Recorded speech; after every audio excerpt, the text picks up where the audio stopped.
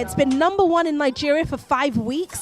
The first non-comedy Hollywood movie to reach 100 million naira at the box office. I'm here at the London premiere of King of Boys. We're going to find out what is so special about this film that's smashing records across Nigeria and is set to do so in the UK. King of Boys already is the biggest film in Nigeria this year, and we are affording UK residents the opportunity to see that in the UK. It's time that we're properly reckoned with regards to releases in UK cinemas.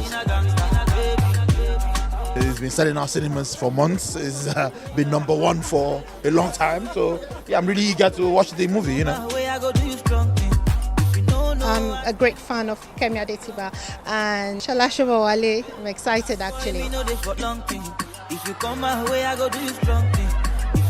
From this movie, you're going to see a lot of different things about Nigeria.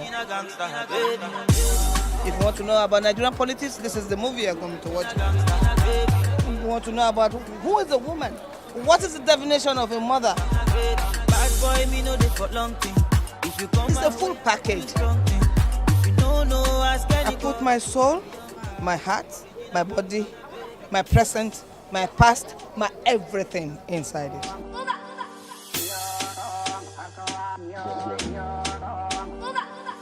You need to see The King. I'm Laburu. God's worst punishment in a person. Pick up Kemi Adetiba, best movie of the year ever. I don't know what to say again. He exceeded expectations. The storyline, the way it all progressed, and there were some amazing shots and scenes in there. Genre-wise, I don't think we've seen something like this from Nollywood yet. It was so gripping, like it had me. Spot on. I loved it. It was amazing. Shola, she gave an award-winning performance. It was amazing. It was groundbreaking. Everything about the movie was excellent.